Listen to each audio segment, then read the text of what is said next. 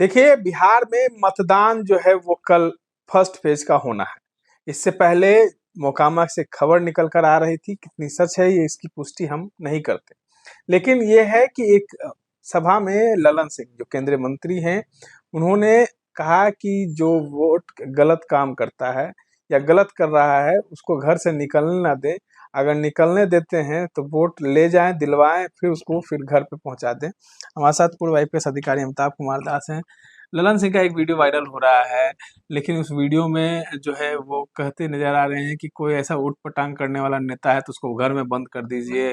अगर वो कहता है तो फिर उसको ले जाइए अपने साथ बूथ पर, वोट दिलवाइए, फिर घर पे ले आइए। नहीं नहीं, ये जो भी बयान ललन सिंह ने कहा है बहुत गलत बयान है। और इसके लिए मैं क्या कहूँ, उनको चुल्लू भर पानी में डूब मरना चाहिए। भारत सरकार के मंत्री हैं, माननीय मंत्री महोदय, और सड़क छाप गुंडे की भाषा बोल रहे हैं। जैसे सड़क छाप गुंडा लोगों को धमकाता है उसकी भाषा बोल रहे हैं।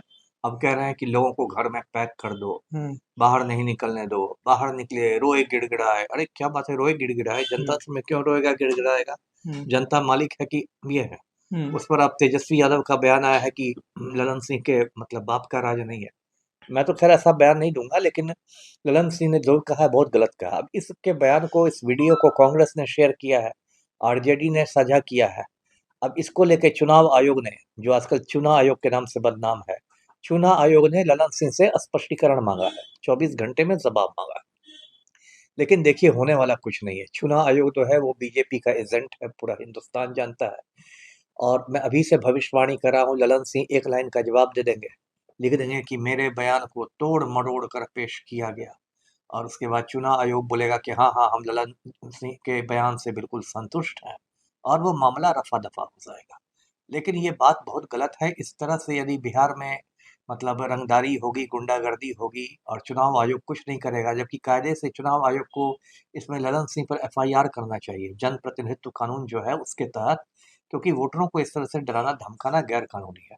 और चुनाव आयोग को पाबंदी लगा देनी चाहिए ललन सिंह पर कि जो दूसरे चरण का चुनाव है, 11 को जो मतदान होगा, उसके पहले अब ये प्रचार नहीं कर सकेंगे। कायदे से ये होना चाहिए था।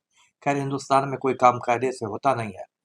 तो यही पूरी कहानी है। देखिए, नहीं, ललन आप भी ऑब्जर्वर रहे हैं कई क्षेत्रों में, कई जिलों में, कई राज्यों में, तो क्या लगता है कि इन पर कार्रवाई तो होनी जरूरी है? एकदम जरूरी है, लेकिन फिर वही बात है, कौन करेगा कार्रवाई? कहते ना कि बिल्ली के गले में घंटी कौन बांधेगा? बिल्ली के गले में बिल्ली घंटी। है ना। तो एक तो मुख्य निर्वाचन आयुक्त ज्ञानेश कुमार है, उनको तो वोट चोरी करने से फुर्सत ही नहीं है। अच्छा। तो मोदी की दलाली कर रहे हैं, वोट चोरी वोट डकैती इसी में लगे हुए, कहते हैं पूरे हिंदुस्तान में एफआईआर करवाएंगे। तो मोदी की दलाली में ही लगे हुए, वोट चोरी में लगे हैं ज्ञानेश कुमार। ये तो पहले बिहार में कराने की क्या जरूरत है, जब पूरे हिंदुस्तान में हाँ, तो कराएंगे तो? चूंकि बिहार का चुनाव अभी सर पर था, तो अपने आकाओं को खुश करना था ना, मोदी जी को, शाह जी को। देखिए, इन लोगों ने बिल्कुल अब ये कर दिया है, संविधान की धज्जियां उड़ा दी है। जबकि चुनाव आयोग एक संवैधानिक संस्था है, उससे बहुत उम्मीदें थी लोगों को। लेकिन और आपको नहीं लगता है कि जी, वो सेंसिटिव इलाका है, वहां पे अनंत सिंह पर बयान ऐसे देना, उन पर एफआईआर भी होना चाहिए, क्योंकि उस सेंसिटिव इलाका चुनाव से पहले बन गया। वही बात तो मैं कह रहा हूँ। वही बात तो मैं कह रहा हूँ। पूरे हिंदुस्तान की राष्ट्रीय सुर्खियों में भी मुकामा है। अभी जो 30 अक्टूबर को दुलार चंद यादव का खून हुआ है, उसके बाद राष्ट्रीय समाचारों में मुकामा छाया हुआ है। पूरा पूरे हिंदुस्तान की नजर है मुकामा पर। लेकिन उसमें ये जाके आग में क्या कहते हैं, घी डाल रहे हैं ललन सिंह। अब भारत सरकार के मंत्री हैं। और देखिए, मुझे तो ललन सिंह, अनंत सिंह को जब मैं देखता हूँ तो मुझे वही पुरानी कहावत याद आती है, चोर चोर मौसरे भाई। हम लोग बचपन से कहावत सुनते आए हैं। अभी उसी कहावत का नया संस्करण आ गया है कि ललन अनंत मौसरे भाई। अब बताइए, ललन सिंह तो मुझे लगता है अपना कर्ज उतार रहे हैं। पिछले साल मई महीने में ललन सिंह ने चुनाव लड़ा था मुंगेर से।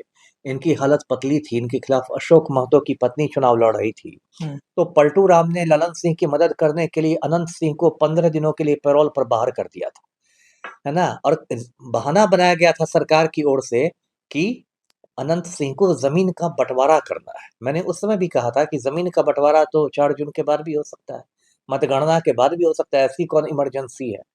तो असली वजह तो थी कि ललन सिंह की मदद करना।